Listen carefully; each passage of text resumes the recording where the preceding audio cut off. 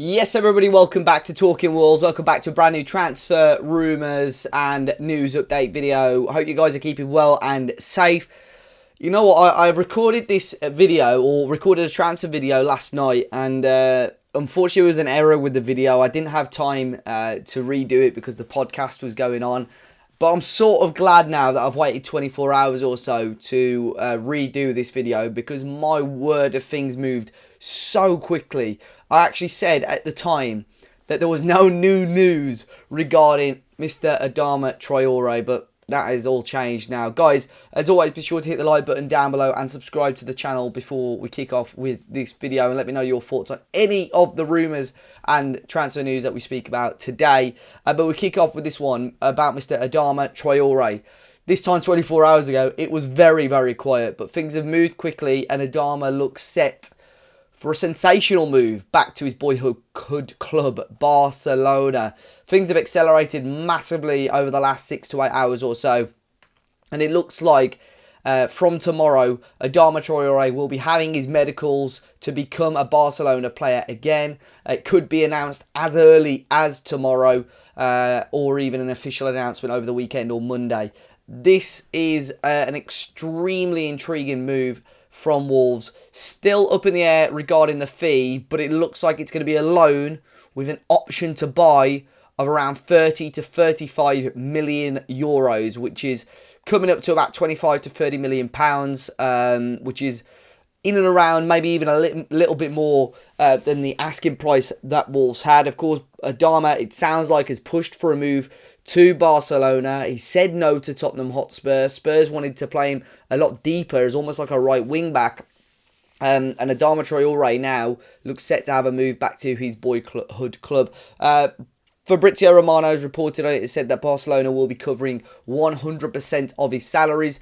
Lots of press today have jumped on it. The main one talking about it from the Spanish side of things is Gerard Romero, who reported on the Trincao deal in the summer very, very early on as well. So seems to be he's the reliable one that we'll keep our eye on for anything that changes. But as it stands, it looks like Adama Traore by the end of the weekend is going to be a Barcelona player, and maybe that game against Brentford, where unfortunately he had the disallowed goal, is going to be the last time that we see Adama in a Wolves shirt. Personally, I'm disappointed that it's only an option to buy. I think if Wolves were to let him go, it's got to be on an obligation. Guarantee the money, because Barcelona could have Adama on loan until the summer and say, actually, let's leave him. We don't need him. But surely there's some sort of gentleman's agreement there. Possibly we'll get into the summer and Barcelona could well be doing a straight swap for Traore and Trincao, which has been discussed for a long, long time. So we'll keep our eye on that. Obviously, all the best to Adama, but I think Fosun now need to pull something out of the bag to try and get the fans, or certainly a portion of the fans, back on side, because doing this move with no obligation to buy is going to infuriate a number of our supporters. But Adama to Barcelona, not Spurs. Adama to Barcelona, done deal. Things are changing though all the time, so be sure to follow us on our socials to keep up to date with that. Of course, we actually did see a permanent deal go through yesterday. I did do it, like I said, did do a video on it whilst it was hot news, but I'm sure it's settled in for a lot of Wolves fans now that the club have officially signed Hwang Hee-chan. They're going to be making his loan deal permanent in the summer from German club RB Leipzig. The fee again on this one changes every article you read on it, but it's anywhere in between sort of 11 to 12 million quid that Wolves are going to be paying for Hwang in the summer. This was initially reported by Alex Crook from TalkSport, so he dropped the news on this one very early yesterday. This is a move that I don't really get why Wolves have done it now. Initially, I thought, great, it's to free up a loan space, but that's not the case. The money's not going to be going till the summer, which, okay, is fine. He's injured, Hwang, and he's added a good amount of goals to the team. I can admit that.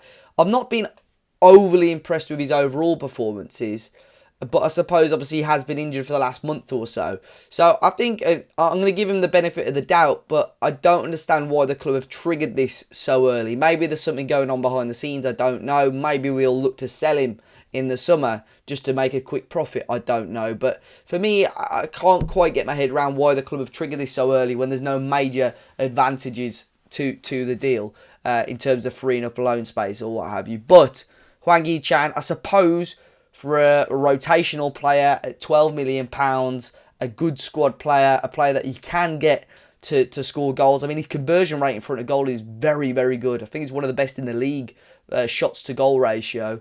So, who knows? And hopefully he comes back. If he can notch 3-4 goals when he's back from injury, I'll eat my words happily. But still one for Wolves, a permanent signing, the third permanent signing, I think, of the window. Unless, although obviously this one is going to be go through officially in the summer. Quite an intriguing one that came from Argentina a couple of days ago as well was regarding Julian Alvarez. Now, if you remember, I did a video just before Christmas on players that I think Wolves should look to sign in the January window. And one of them was Mr. Julian Alvarez. He's a player that's a young striker currently at River Plate and a player that's doing really well over there. And it's accelerated, really. He looks set to join Manchester City on a permanent deal this window. And the initial talks were that he was going to be going back to his club River Plate on loan. I think it's for the next year and a half.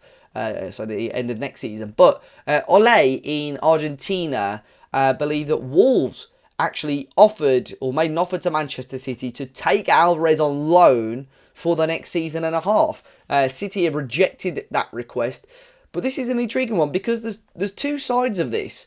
The City side, for me, I get. Because for Alvarez, they're going to want him to be playing regular football, first team football, and doing well. At Wolves, although it is a Premier League level, he's going to have to try and get in ahead of Raul Jimenez. He's going to be competing with Fabio Silva. There's no guarantee that he's going to be playing first team football all the time. So I get it from City's standpoint, but from Wolves' point of view, how rare is it that we see just a straight loan deal?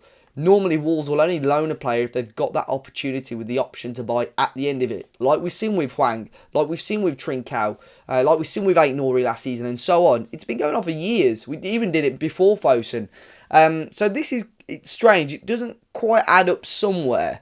But obviously, City have rejected that request for Alvarez to join Wolves. Another one, which is fairly exciting, and hopefully, maybe with the news of Adama going, it opens up the space and the flexibility to maybe advance with a deal like this. Joao Palhinha, currently at Sporting, midfielder, and it looks like Sporting, as it stands, and if you believe the reports, they're in a little bit of financial trouble at the moment, may well need to sell.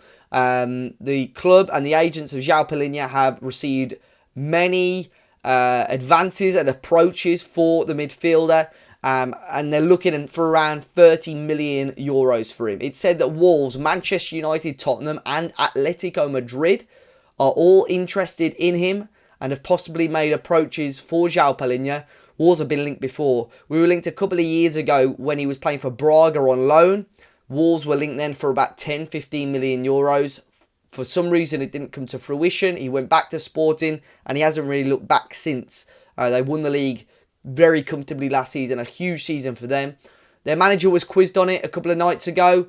He gave a very typical head coach, manager, political answer, and was very quiet about it. But I'd say that he gave very similar answers to what Bruno Lage did regarding Adama Traore, saying, look, this is football. Sometimes these things are out of my control. So, who knows? Could this be either Palhinha? I would love it to be Renato Sanchez as well. Could this be one final twist for Wolves in the transfer window? We've seen how quick this Adama Traore deal has accelerated. Can something like this happen as well? In regards to loan deals, Dion Sanderson, his loan move to QPR has now been confirmed. We spoke about that on the last video as well. Great move for him, I think. They're a team towards the top of the league in the playoffs, chasing a playoff spot, well within that. So, great move for him if he can help push for the playoffs with Queen's Park Rangers. And Ryan Giles as well, according to Football Insider. They're currently in advanced talks once again with Cardiff City for Giles to return to the Welsh club. Giles obviously was at Cardiff City the first half of the season, was actually top of the assist charts when he returned to Wolves, so it'll be good for him to get a loan move back there. But we'll keep our eye on that. And like I said, just looking now to see if there's any other news, because things are moving so quick. Last 5 days or so of the transfer window. I'm sure I'll be doing 1 or 2 more videos before then. But on Monday, which is deadline day, we'll be doing a live stream in the evening. So be sure to check that out. Be sure to hit the like button. Be sure to subscribe to the channel. And until next time, guys, I'll see you all very, very soon.